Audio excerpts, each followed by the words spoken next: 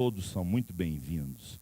A lição de número 6 tem como título, vamos dizer juntos, a teologia de Elifaz, só os pecadores sofrem. Outra vez.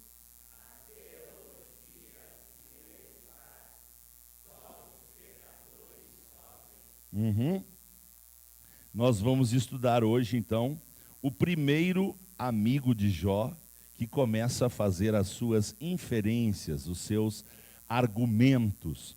E vai ser muito interessante estudar a teologia de Elifaz, porque Jó, com muita graça de Deus, não vai aceitar a teologia de Elifaz. Não que ela não tenha valor, mas na vida de Jó, ele vai mostrar que não era a razão dele estar sofrendo.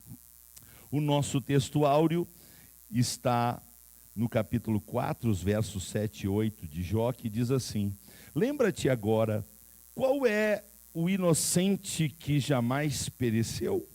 E onde foram os sinceros destruídos?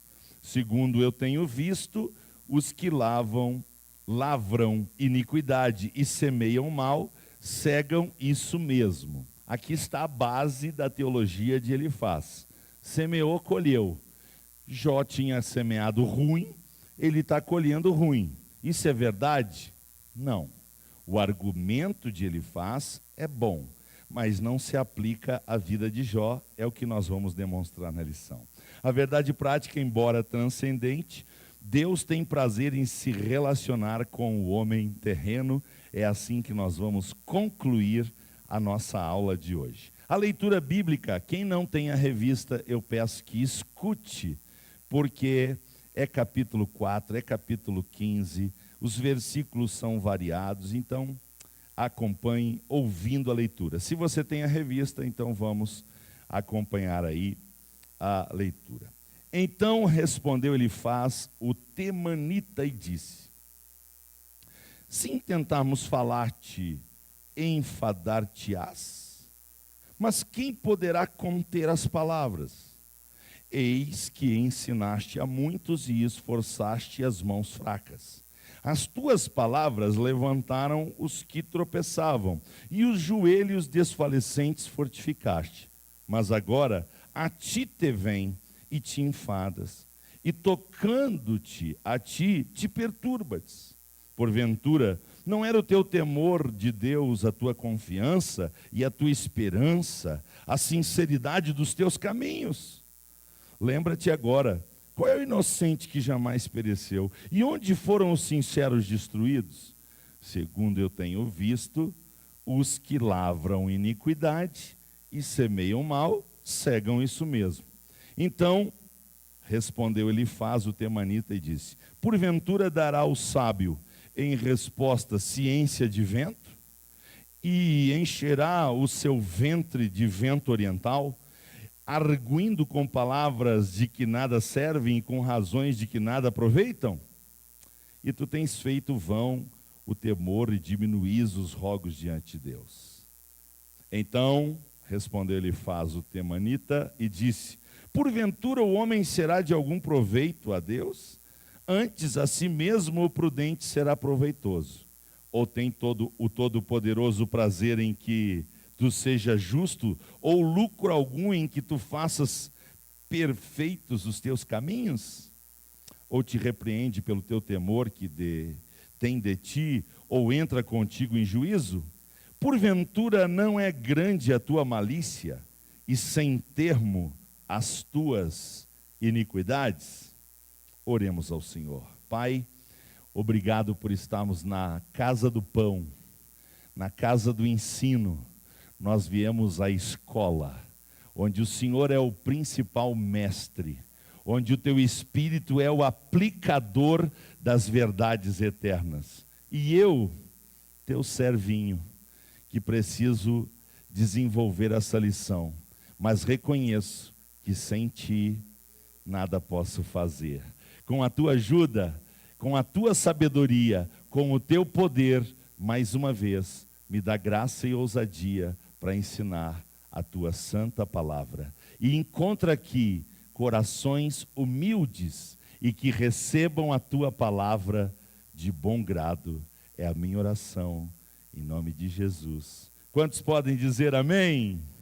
Sentem-se, por favor. Glória a Deus. Hoje nós temos então menos tempo, porque lá por 10h25 a gente para, canta e ora. Então, nós temos aí em torno de 50 minutos, um pouco menos já, 47 minutos para estudar esta lição. Eu quero aqui, em caráter de introdução, destacar algumas características do livro todo, para que a gente entenda essa sessão agora, porque vão falar 4 amigos de Jó. E é muito importante no livro de Jó que a gente identifique o narrador. É muito importante. Quem está falando? É Deus? É o diabo? É Jó? É Elifaz? É Zofar? É Eliú? É o outro que eu esqueci agora o nome dele? Quem está falando? É muito importante, ao ler o livro de Jó, que a gente se pergunte: quem está falando agora? Quem é o narrador agora? Para a gente não misturar, achando que é Deus quando não é, que é o diabo quando não é, que é Jó quando não é, que é Elifaz quando não é, e assim por diante. Então, ao ler o livro de Jó, a gente tem que identificar quem está falando, porque existem vários narradores nessa prosa e poesia que é o livro de Jó. O livro está debruçado sobre questionamentos. Vocês viram agora há pouco na leitura quantas perguntas nós temos. Então, perguntas e resposta é uma característica do livro. Para você ter uma ideia, Jó questionou a Deus 16 vezes. Sabe quantas respostas as 16 perguntas de Jó Deus deu? Você sabe quantas? Nenhuma. Sabe o que Jó fez? O que Deus fez com Jó? Deus perguntou 70 vezes para Jó. Em vez de Deus responder as 16 perguntas de Jó, Deus faz 70 perguntas para Jó. O nosso Deus é extraordinário. Jó também se lamentou, se queixou 34 vezes. E ele passa grande parte do livro se defendendo das acusações que faziam contra ele. O que a gente precisa entender? Que nós precisamos amadurecer. Porque quanto mais maturidade, menos a gente questiona Deus, menos a gente se queixa e menos a gente se defende. Vou repetir que você não pegou. Quanto mais maturidade a gente tem, menos a gente questiona Deus, menos a gente se queixa e menos a gente se defende. Agora alguns pegaram. Muito bem. Graças a Deus está gravado, depois você ouve quantas vezes, assiste quantas vezes você quiser e pega essas verdades que são princípios de sabedoria para uma vida próspera na presença de Deus. Glória a Deus, glória a Deus. Deus ficou em silêncio a maior parte do livro. Deus fala pouco no livro. Agora, quando Ele fala, aleluia, é muito melhor ouvir a voz de Deus, não é mesmo, irmãos? Quando Deus fala, aleluia. Bom, o livro revela que Deus pode fazer o que Ele quiser fazer e nós somos extremamente pequenos e falhos. O livro também revela que nós precisamos nos voltar para Deus o máximo que a gente puder, porque Ele é o Todo-Poderoso. O livro também fala da nossa impotência, da nossa fragilidade, da nossa vulnerabilidade. O livro também fala que os planos de Deus não caem no ocaso. Apesar da maior parte do livro de Jó, parece que Jó está perdido, desorientado e vai terminar mal, Deus se levanta no fim do livro e muda toda a história de Jó. Glorificado seja o nome do Senhor. Também a gente precisa entender que os sofrimentos que Deus permite a gente passar, eles vêm para que a gente reconheça a grandeza e o poder de Deus. Também nós precisamos entender que Deus quer se revelar a nós ainda mais. No começo do livro, Jó é íntegro, sincero, temente a Deus e se desvia do mal. No fim do livro ele diz assim: Deus, antes eu te conhecia de ouvir falar. Olha só de ouvir falar de Deus, ele era íntegro, ele era temente, ele se desviava do mal, ele era sincero. Mas agora ele diz, só que agora, Deus, não é só de ouvir falar. Agora eu te conheço mais, eu te conheço mais, eu te conheço mais. Aleluia! Então Deus quer se revelar a nós cada vez mais. Quem pode glorificar o Senhor por isso? E Deus tem poder, irmãos. Deus tem poder para mudar situações a hora que Ele quiser. Deus muda situações. Quem tem experiência com isso? Quem tem? Quem tem? Parece que está tudo perdido, estamos cercados, acabou. Deus entra em ação, muda o cativeiro e a gente canta o hino da vitória. O nosso Deus é tremendo, o nosso Deus é tremendo. Glória a Deus. Muito bem, feita essa introdução, vamos então ver qual é a base da teologia de Elifaz. A base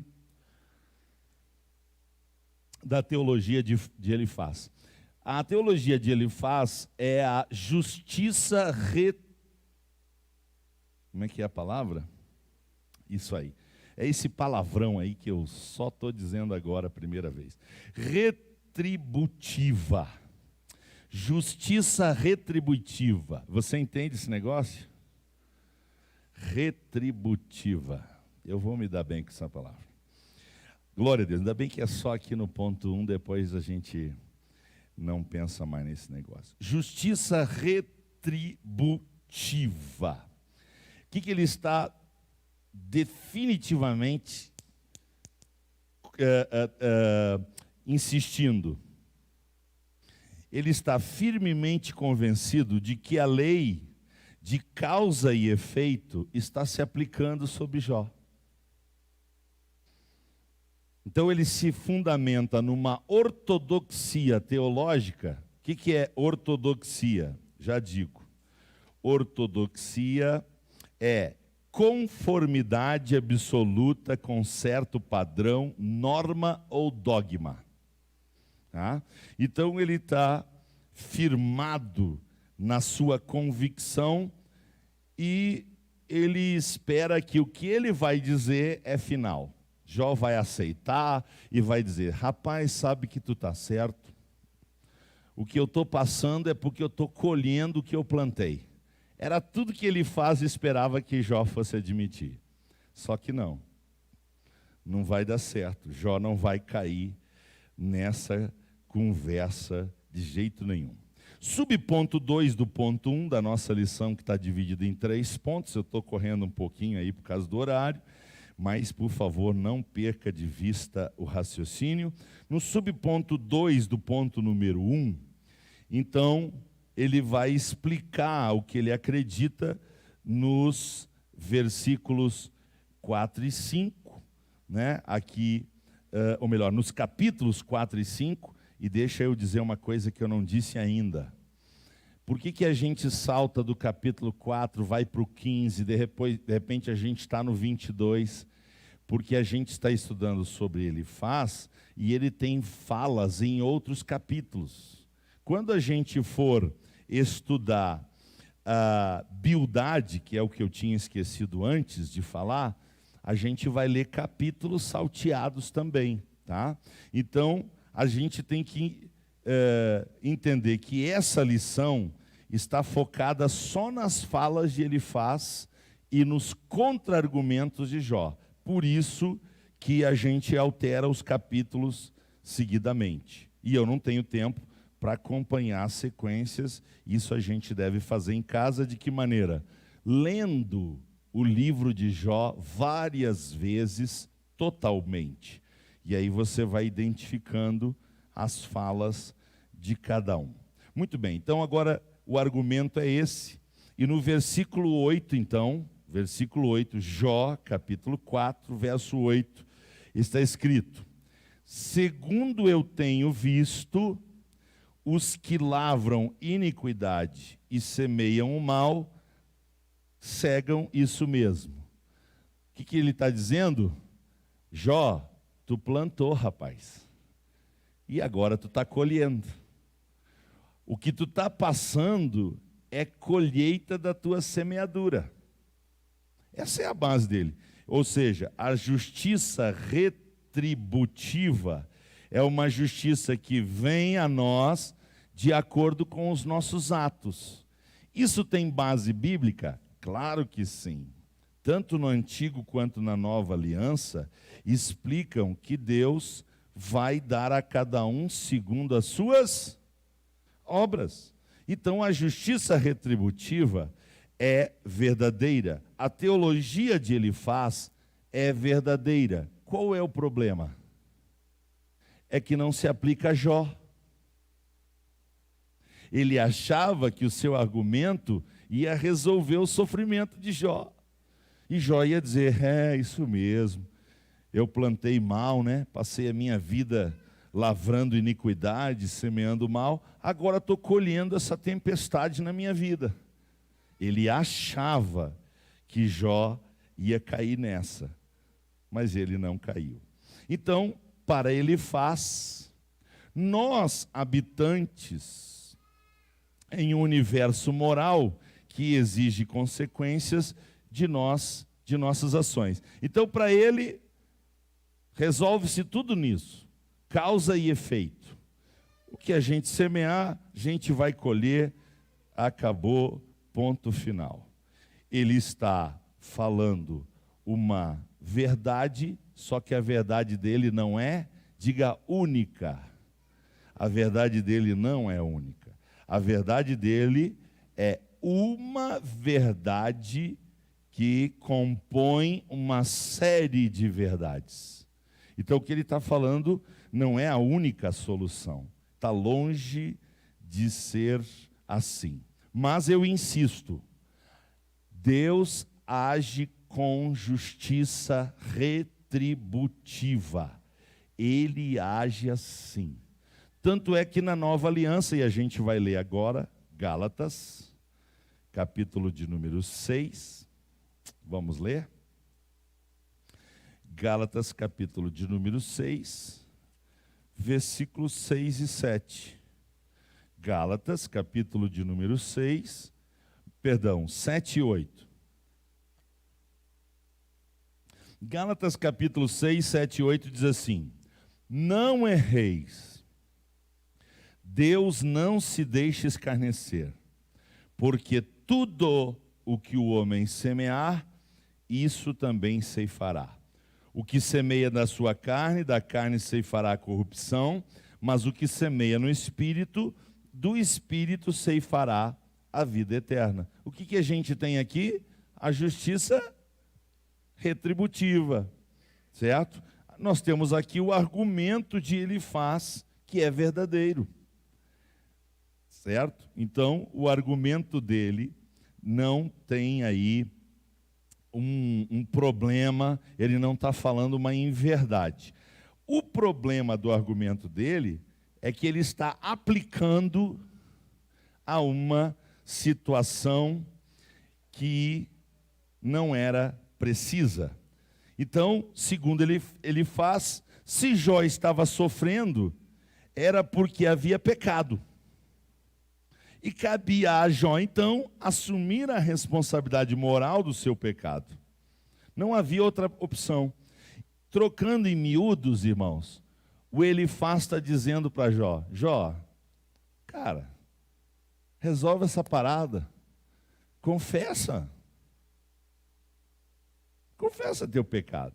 Você está escondendo o pecado. Rapaz, se tu confessar o teu pecado, eu vou chamar todo mundo aqui, nós vamos orar por ti e Deus vai mudar essa situação.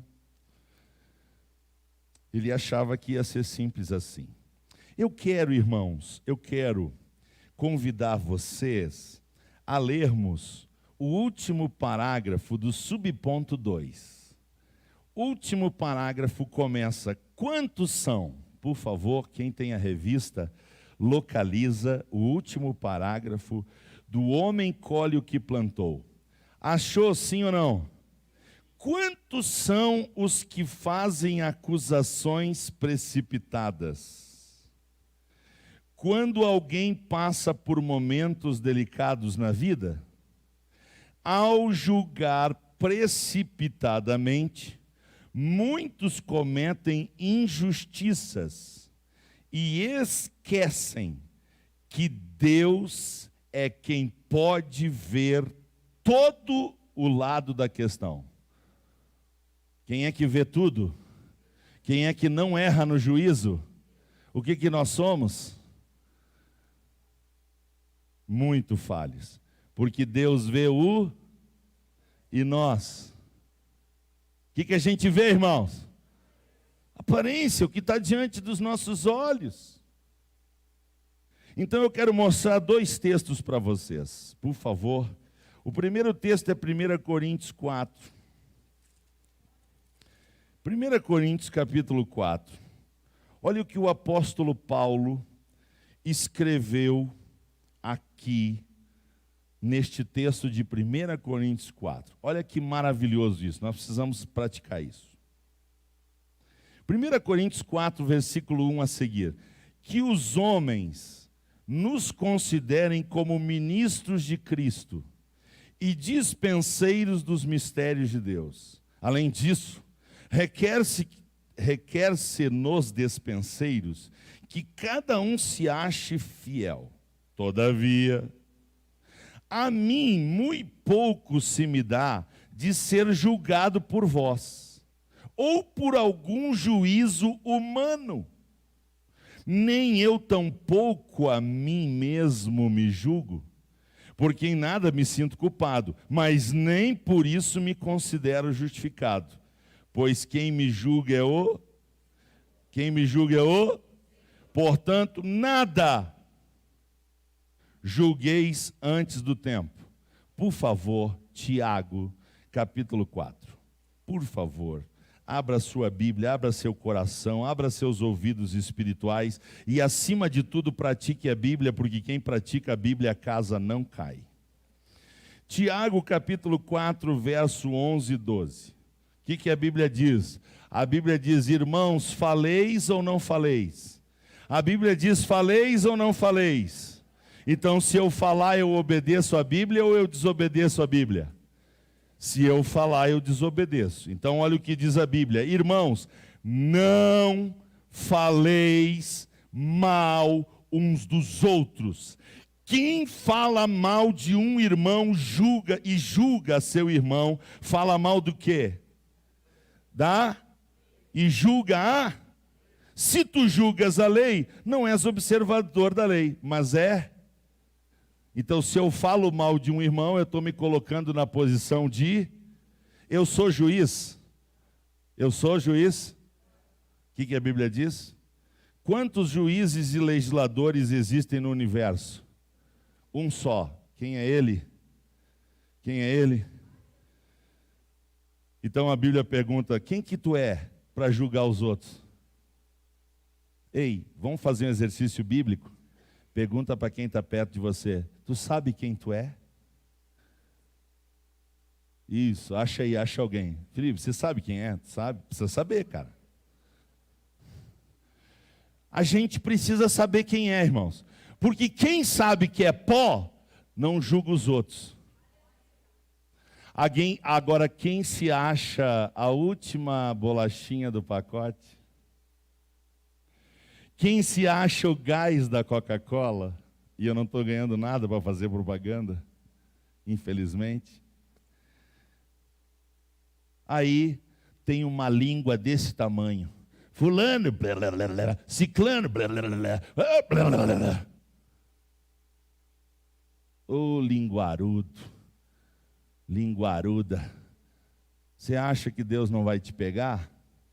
Você acha que Deus não vai te pegar? Vai ser lá na curva.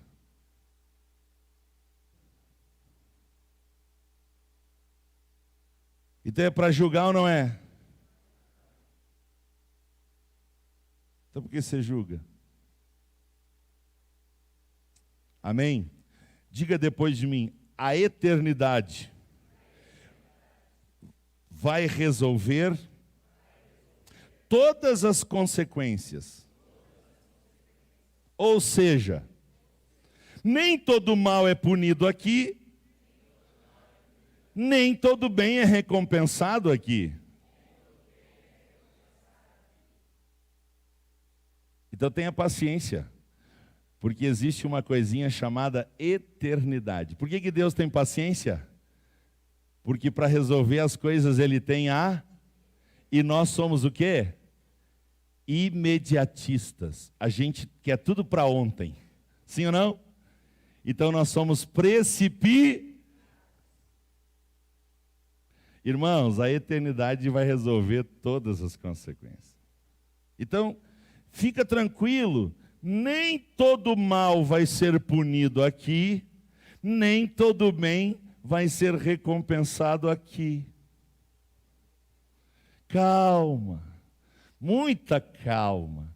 Deus é justo e é impossível que Ele cometa uma injustiça. É por isso que eu disse lá no começo da aula, quem é maduro não se defende. Quem é maduro não se defende. Quem é maduro entrega tudo para o justo juiz. Papai, você está vendo o que estão falando, né? Você está ouvindo o que estão falando. Você está vendo o que estão fazendo, né, papai? Você está vendo. Tua é a vingança, papai, não é minha. Então só me dá sobriedade e serenidade para mim esperar a tua ação. E aí a gente entrega para Deus e descansa. Descansa. A hora que Deus quiser resolver a parada, Ele vai. Pode ser agora, sim ou não? Pode ser na eternidade, sim ou não? Quem decide quando vai resolver? Então descansa, meu filho. 1 Coríntios 15, 19. 1 Coríntios 15, 19.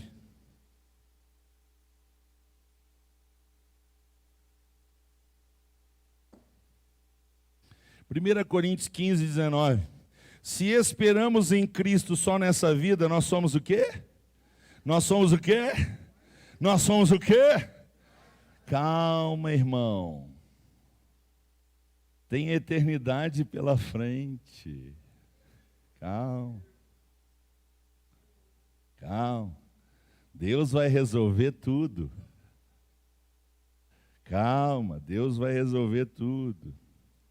2 Timóteo 3,12. Aqui na terra, meu irmão.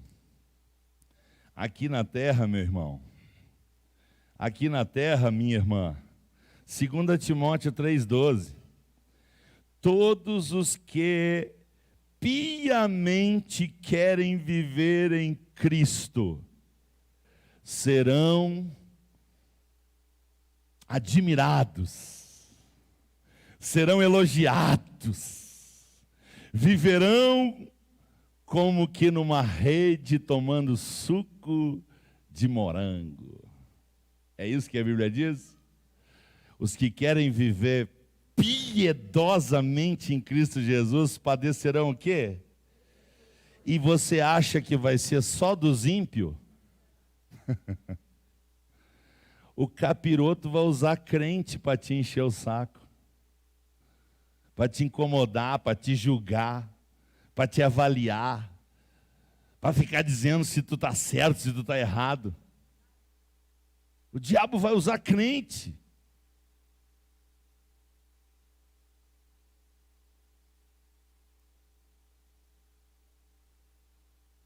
Vamos fazer outro exercício, eu estou com saudade disso. Diz aí para quem está ao teu lado, vigia, irmão, para o diabo não te usar. Diz aí, viu, Felipe? Vigia para o diabo não te usar. Diz para mim agora. Isso.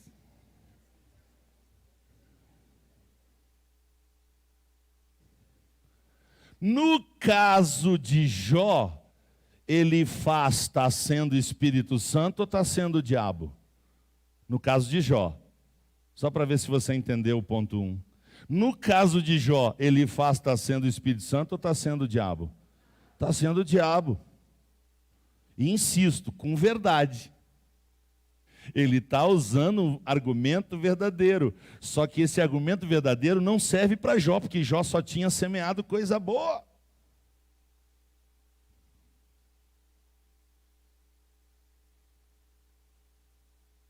Vocês querem ver como eu destruo o argumento de Elifaz na vida de Jó? Quantos pecados Jesus cometeu? Quantos pecados Jesus cometeu? Segunda pergunta, quem sofreu mais que Jesus? Se o argumento de de Elifaz servisse para Jó e para Jesus, nós teríamos que admitir que Jó pecou. Bom, não é problema tão grande, mas nós teríamos que admitir que Jesus pecou. Aí deu zeba, né? É possível viver sem pecado e mesmo assim sofrer pra caramba. É possível ser temente a Deus, sincero, se desviar do mal, ser uma pessoa que obedece a Deus e mesmo assim viver debaixo de... Daí aquela conclusão que a gente brinca. Caramba, quanto mais eu rezo, mais assombração aparece. A gente não brinca com isso? Brinca. Por quê? Porque, puxa vida, Deus, eu procuro te obedecer, eu procuro fazer as coisas, procuro te agradar. De novo uma tribulação, de novo uma luta, de novo uma acusação, de novo um irmão falando mal de mim. Às vezes a gente, né? Mas a Bíblia sempre tem razão, quem concorda dá glória a Deus. Ponto 2 da lição. Os pecadores no contexto da tradição religiosa. O que havia na mente de Elifaz? Havia uma ortodoxia engessada. Ou seja, ele achava que podia aplicar para todo mundo. Então, Elifaz ataca Jó de uma forma contundente, dizendo que suas palavras não revelam sabedoria, mas são meras quimeras. O que é quimera? Palavra, discurso, falácia. Discurso. Palavras jogadas ao vento. E aí ele vai usar um argumento também muito falacioso. Sabe o que ele vai dizer? Ô Jó, eu tenho idade para ser seu pai. Então fica quieto, porque a experiência está com os velhos. Certo ou errado? A experiência está com os velhos é uma verdade absoluta ou relativa? Ah, vocês são inteligentes, hein? Parabéns. A experiência está com os velhos é uma verdade relativa. Escreva, você não pode deixar de escrever isso. Idade não é o mesmo que maturidade. Idade não é o mesmo que maturidade. Existem pessoas com 25 anos que são maduras, existem pessoas com 50 anos que são imaturas. Sim ou não? De modo geral, se conclui cabelos brancos, barba branca, que a pessoa tem uma rodagem e essa rodagem tenha lhe trazido sabedoria. Mas isso é uma análise superficial. Nós temos que analisar caso a caso. Então tem pessoas que a vida não lhes amadurece. Tem pessoas até que quanto mais passa o tempo, mais infantis ficam. Ah, que triste isso, né? Quanto mais o tempo passa, mais infantis ficam. Então, ele está dizendo, olha, Jó, eu acho bom você me escutar, rapaz. Eu sou mais velho que você, né? E você mesmo sendo mais novo, andava por aí ensinando nas praças e tal. Mas olha, mais velho aqui sou eu. Então ele apela, porque Jó está rebatendo ele e ele tem que criar um novo argumento. O novo argumento que ele cria é o argumento da experiência. Experiência é igual a sabedoria. Bom, se a pessoa amadureceu de fato, a gente pode concordar com essa verdade. Mas se a pessoa não amadureceu de fato, bom, antes de eu falar, deixa eu ver se eu acho aqui, porque depois dos 50, a memória começa a pegar só no tranco. Pelo menos para mim.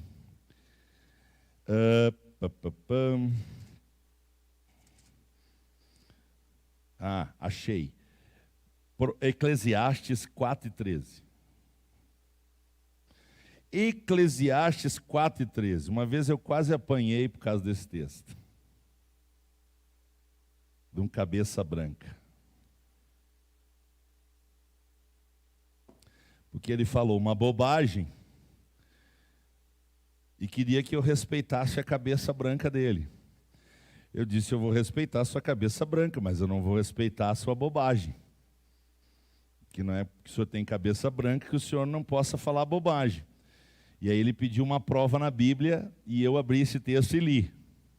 Melhor é o jovem pobre e sábio do que o rei velho e insensato, que se não deixa mais admoestar. Caramba, quando ele entendeu o versículo, ele queria me bater. Porque acabou os argumentos, aí quando acabam os argumentos, a gente apela para quê? Aí é faca, bala, porque eu vou matar, eu vou processar, eu vou dar kung fu, eu vou dar karatê. Acabou os argumentos, a gente apela para a ignorância. Então, atenção. Atenção. Juventude não é sinal de imaturidade. Velhice não é sinal de maturidade. O que vai determinar a maturidade não é a idade, mas é a capacidade que a pessoa tem de assimilar as verdades eternas e praticar essas verdades. Então existem pessoas novas que são maduras e existem pessoas velhas que são imaturas. Tem velho por aí, irmãos, fazendo coisa de criança.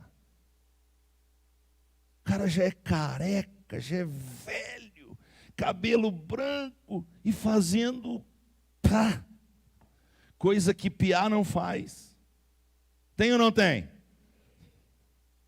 Então, é possível ser jovem e imaturo, então a Bíblia diz não ordenes neófito, né? É possível ser um jovem imaturo e é possível ser um velho maduro, experiente, que conhece a vida. Mas isso não é regra fixa, porque pode se inverter. E eu estava trabalhando justamente antes a inversão, por isso não preciso repetir. Certo? Então Jó, sofrendo esse argumento, ele dá uma reclamadinha aqui. Ele vai dar uma reclamadinha aqui, mas ele não vai blasfemar contra Deus, porque ele tem consciência de que a teologia de seu amigo firmava-se na terra, enquanto Jó está apelando aos céus. Então ele dá mais uma questionada em Deus, ele dá mais uma reclamadinha, uma queixa, ele se lamenta dessa situação, porque imaginemos, tudo que ele vem passando, e agora tem mais um problema para resolver, um amigo chato. Alguém aqui tem amigo chato? Todo mundo tem amigo chato. Amigos chatos são maus necessários. Né? Todo mundo tem um amigo chato. E Jó não era exceção. E o Elifaz está importunando ele com essa falácia. E não está fácil para Jó essa situação. Vamos para o ponto 3. O ponto 3, os pecadores diante de um Deus infinito. Os pecadores diante de um Deus infinito. Muito bem. O subponto número 1, Deus não se importa com quimeras humanas. O que é quimera? Vou repetir agora com o que o dicionário diz. Combinação heterogênea ou incongruente de elementos diversos. Você entendeu, né? Não, eu sei que não. Por isso que a gente prefere dizer que quimeras são discursos falaciosos. Fala e não diz. Tem gente assim? Então, Deus nos livre das quimeras, certo? Muito bem. Então, ao apelar agora, porque agora o Elifaz apela. Ele apela para a transcendência. O que é isso, pastor? A grosso modo, está escrito aí, tá? Está escrito. Segue a leitura aí do subponto 1.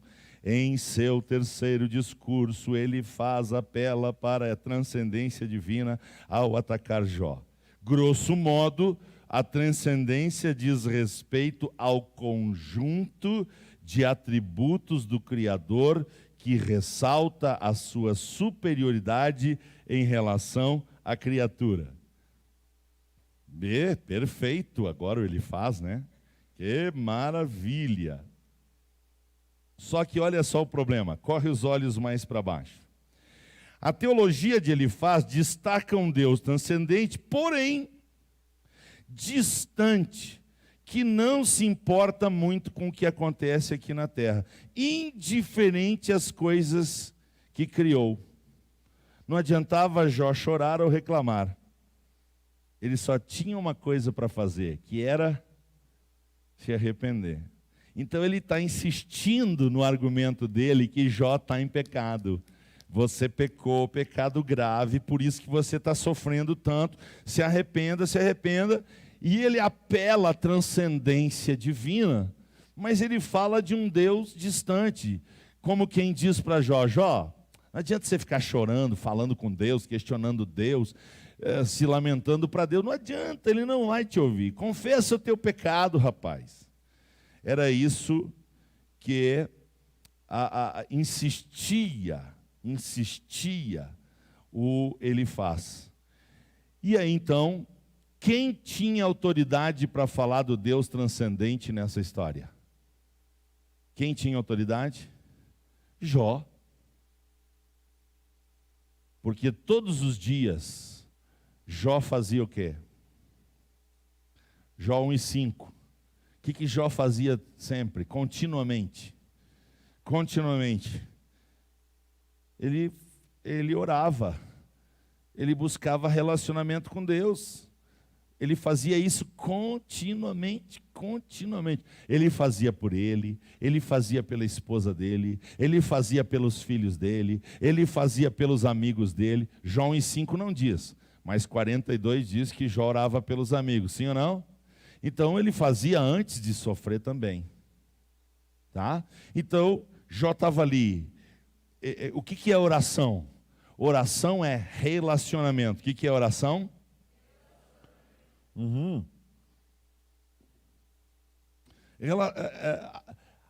A minha oração revela o meu nível de amizade com Deus. A quantidade de oração na minha vida determina o nível da minha intimidade com Deus. Portanto, quem ora pouco, quem ora muito, é simples assim. A minha intimidade com Deus é determinada pelo tempo que eu passo com Ele. Ou orando, ou estudando, prescrutando, meditando, lendo, raciocinando na palavra de Deus. Porque quando eu oro, eu falo com Deus. Quando eu leio a Bíblia, Deus fala comigo. Isso é comunicação. Comunicação é a chave de um bom relacionamento, sim ou não? com quem você conversa periodicamente, sistematicamente e prazerosamente, com os amigos ou inimigos? Amigos ou inimigos? Se você tem uma boa amizade com Deus, você tem prazer em se comunicar com Ele. Se comunicar não é só orar, porque se eu só orar, é monólogo, é só eu falando com Deus, e Deus fica lá, quero falar, para de falar, ei, escuta a minha voz. Então, quando eu oro, eu falo com Deus. Agora, eu preciso parar de falar para escutar Deus, sim ou não? Sim. Eu preciso ler a Bíblia, estudar a Bíblia, meditar na palavra. Porque quando eu estou fazendo isso, eu estou dizendo, Deus, fala comigo, me instrui, me corrige, passa a tua vara, me melhora, me aperfeiçoa, me prescruta, porque eu quero ser cheio da tua glória. Então ninguém sabia melhor do que Jó sobre transcendência, sobre comunicação com os céus. Então Elifaz vai ensinar o padre a rezar a missa. Ele vai chover no molhado. Só isso que ele vai fazer. Porque Jó sabia que, subponto 2, para nós começar a pensar em encerrar, Deus caminha com os homens, sim ou não? Deus caminha com os homens. Então, a ideia que Jó passa no capítulo 23, e nós não podemos ler, você tem que fazer isso em casa. A ideia do texto no hebraico é que Jó passa a ficar cada vez mais seguro e consciente, não apenas de seu caminhar com Deus, mas do caminhar de Deus com ele. Olha que lindo isso. O sofrimento está aproximando Deus de Jó, e está aproximando Jó de Deus. Isso é provado lá quando ele vai dizer no final, antes eu te conhecia de ouvir falar, mas agora a minha intimidade contigo aumentou. Eu pude estar com o Senhor, glória a Deus. É exatamente isso. Não devemos temer mas em ficar diante de Deus, pois o andar com Ele é reto. Em Cristo Jesus, Deus caminha com os homens, sendo o Altíssimo transcendente, envolve-se com os seres humanos nos diversos detalhes da vida. Se você entendeu, glorifique o Senhor. Ei, irmãos, o que a Bíblia nos adverte? Nos adverte para a gente andar no Espírito e viver no Espírito, sim ou não? O que é andar no Espírito e viver no Espírito? É vida transcendente. É um convite para sair do plano físico, material, carnal, humano e entrar na dimensão de Deus. A dimensão de Deus é física ou é espiritual? O homem natural não compreende as coisas de Deus porque lhe parecem loucura. Mas aquele que é espiritual discerne bem todas as coisas. Por quê? Porque ele tem a mente de Cristo.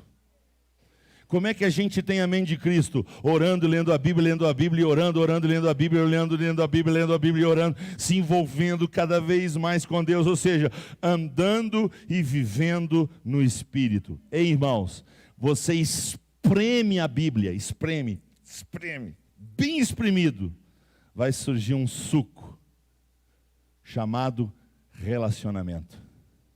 A Bíblia é relacionamento. O reino de Deus é relacionamento. O que aconteceu em Gênesis 3:9? Adão e Eva pecaram.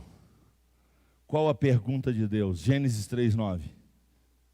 Adão, onde estás? Deus não pergunta, o que tu fez, rapaz? Não. Deus pergunta, onde você está? Por quê que Deus pergunta onde ele está? Porque ele tinha... mas nesse momento aqui, entendi, Hélida, mas nesse momento ele está fugindo do relacionamento. Ele se esconde. Deus vinha todo dia. gauchês. Deus vinha todo dia tomar chimarrão com Jó também com Jó, mas eu estou lá no Jardim do Éden, com Adão e Eva, certo? Ele vinha se relacionar. Agora ele veio, opa, cadê o Adão e Eva? Então ele pede, onde estás? Primeira pergunta que Deus faz, onde você está? Deus não sabia onde ele estava? O que ele está querendo deixar claro para nós, porque a Bíblia é para nós. Deus não está falando só dele mesmo, está falando de nós mesmos. Deus está dizendo, eu quero me relacionar com vocês. Por que vocês fogem? Por que vocês não têm tempo para mim? Por que vocês não oram? Por que vocês não lêem Bíblia? Por que vocês só se preocupam com os interesses de vocês? Por que vocês são tão egoístas?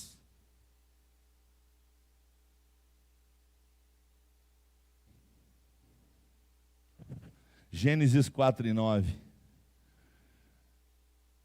Gênesis 4:9.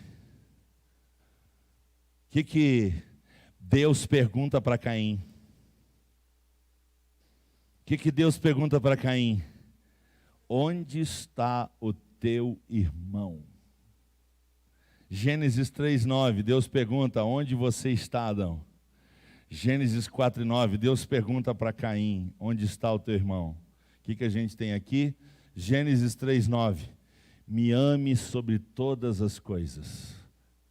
Não fuja da minha presença, anda na minha presença e ser maduro, ser perfeito. Anda na minha presença, busca a minha presença, se envolve com a minha presença.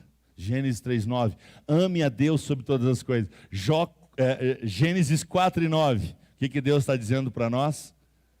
Ame os irmãos.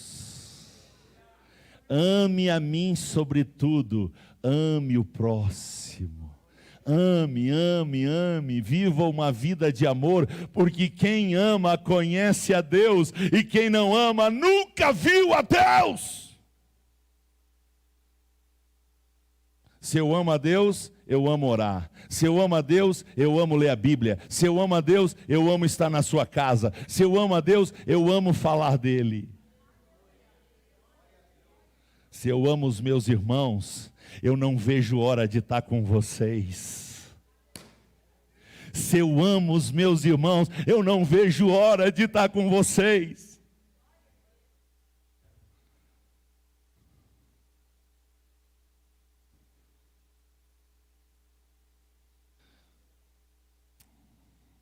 Músicos, vamos nos colocar de pé. O que a Bíblia diz, irmãos? Tem cuidado dos outros. A Bíblia diz, tem cuidado dos outros. Irmãos, tem gente que consegue ver cisco no olho dos outros. Ei, para ver cisco no olho dos outros, eu tenho que estar olhando mais para mim ou para os outros? Mas tem que estar olhando bem, né? Tem que estar dentro do zóio do outro.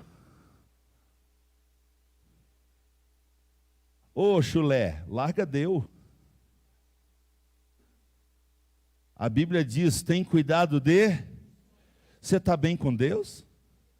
Porque às vezes o cara está mal com Deus e falando dos outros. Não vem nos cultos, não ora, não jejua, nunca leu a Bíblia uma vez na vida, 30 anos de fé. Mas está lá, porque fulano, porque ciclano, um linguão desse tamanho. Ô meu irmão, ô minha irmã, cuida de ti. Como é que está a tua comunhão com Deus? Deus é primeiro na tua vida? Deus é o maior na tua vida? Você ama Ele acima de tudo e todos? Como é que está teu amor com os irmãos? Tu te sente bem com os irmãos? Ou quando tu vem aqui é um saco para ti? É um tédio, porque tu não tem comunhão com os irmãos. Ei, quem não tem comunhão com Deus, com os irmãos, está em luz ou em trevas? Em luz ou em trevas? Então, meu irmão, abre os olhos, sai das trevas. Como, pastor? Parando de olhar para os outros. Cuida mais da tua vida. Cuida mais da tua relação com Deus. E quanto mais cheio de Deus você vai ser, mais você vai amar Deus e os irmãos. Amém? Vamos cantar? Quem está alegre, cante. Cante, cante. Vamos cantar para o Senhor. Aleluia. Depois nós vamos orar e encerrar a nossa escola. Adora o Senhor, glorifica o Senhor. Se é que você é amigo dele. Quem é amigo dele gosta de conversar com ele. Diz para ele que você ama ele. Diz. Diz que você ama ele acima de tudo. Acima de todos. É adorar quando Deus não responde. É adorar quando a dor te consome. Adorar a Deus acima de tudo. É adorar no dia do luto.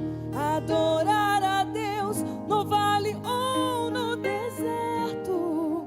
É adorar sem amigos por perto. É adorar quando não há recursos. É adorar a Deus quando lhe falta tudo. Manamassuri kalabahara mandore alabashera bahas. Yena mahandoloro suri alabas. Quem nunca pensou em desistir? Quem nunca pensou em parar? Mudar todos os planos de uma vida, deixar tudo pra lá. Quem nunca cogitou sair de casa, abandonar os sonhos no caminho, como folha seca no vento sem direção, virar um andarilho. Às vezes as portas se fecham, às vezes as lágrimas rolam. Obrigado, Deus, pelas portas que se fecham. Às vezes as luzes se apagam. Obrigado pelas lutas, O que se perde pelas não tribulações. volta. O que fazer? O que fazer? Vamos adorar, vamos adorar. É quando no fundo do poço perguntas ficam sem respostas. É quando a vitória não chega e se conhece a derrota. O que fazer? O que fazer? É adorar quando Deus não responde. É adorar quando a dor te consome. Adorar a Deus acima de tudo. É adorar no dia do luto.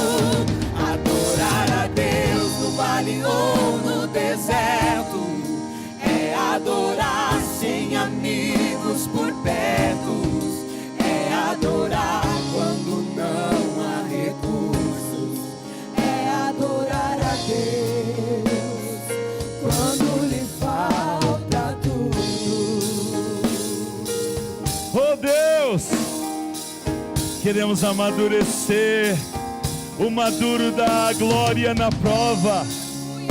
O maduro da glória na prova. O maduro da prova, da glória no sofrimento. É adorar quando Deus não responde. É adorar quando a dor te consome. Adorar a Deus acima de tudo. É adorar no dia do luto. Adorar a Deus no vale ou no deserto. É adorar sem amigos por perto. É adorar quando não há recursos. É adorar a Deus quando lhe falta tudo. Pai, É assim que queremos viver, amadurecendo, estreitando o nosso relacionamento contigo, através da oração, da Bíblia, do jejum, da frequência aos cultos. Pai, eu tenho um pedido especial para te fazer. Ajuda esse irmão a entender que o problema dele não é comigo. O problema dela não é comigo.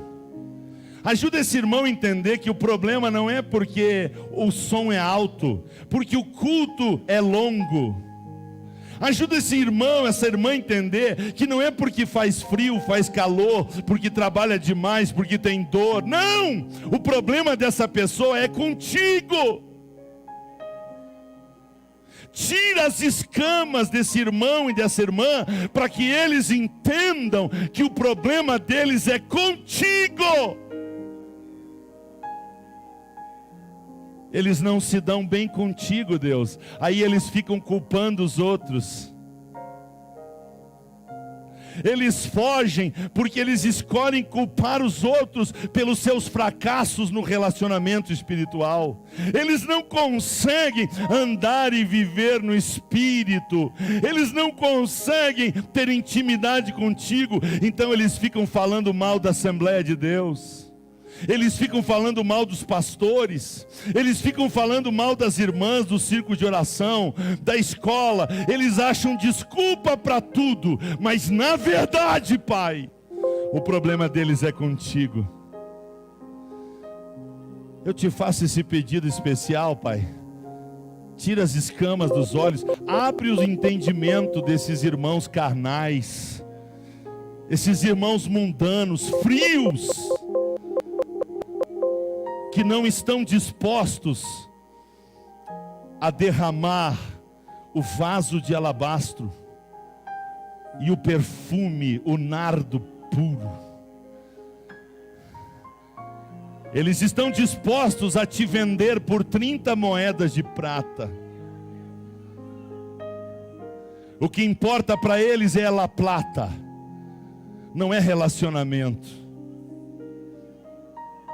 Mas para nós, Pai, pode faltar tudo, mas não pode faltar o Senhor. Se o Senhor está no barco, tudo vai bem. O choro pode durar uma noite, mas a alegria virá pela manhã. Eu sei que a alegria virá pela manhã.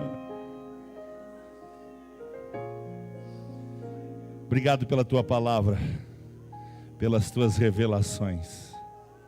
Obrigado porque só não cresce quem não quer na devacaria. Só não é íntimo teu quem não quer.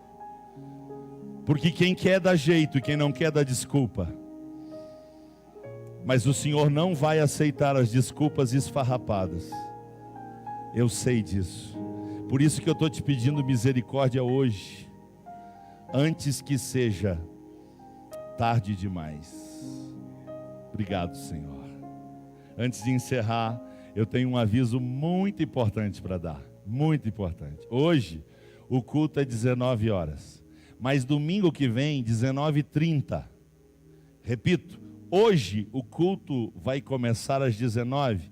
Mas domingo que vem, 19h30. Domingo que vem é o culto dos homens. Só homens domingo que vem. Uma palavra minha com os homens. As mulheres vão ter folga. Fiquem com as crianças, é claro. É folga com as crianças, inclusive com os piazote. É bom que tenha aqui piazote de 12 para cima, porque eu vou falar uma conversa bem legal com os homens. Tá bom? As irmãs depois vão me mandar umas caixinhas de bombom com que eu vou falar com os homens. Tá bom? Aleluia. Glória a Deus. Vocês vão ver que eles vão melhorar. Eles vão melhorar. Então, não deixe esse homizão fugir domingo que vem. Só com detalhe, das 19 às 19h30 oração, 19h30 a gente vai abrir o culto. Um pouquinho mais tarde, por quê, irmãos? Porque domingo que vem a gente vai começar mais tarde? Porque até às 19 horas a gente já sabe o resultado de eleição, ninguém precisa faltar culto por causa de eleição. Sim ou não? Então, não tem desculpa. Você só não vem se não quiser.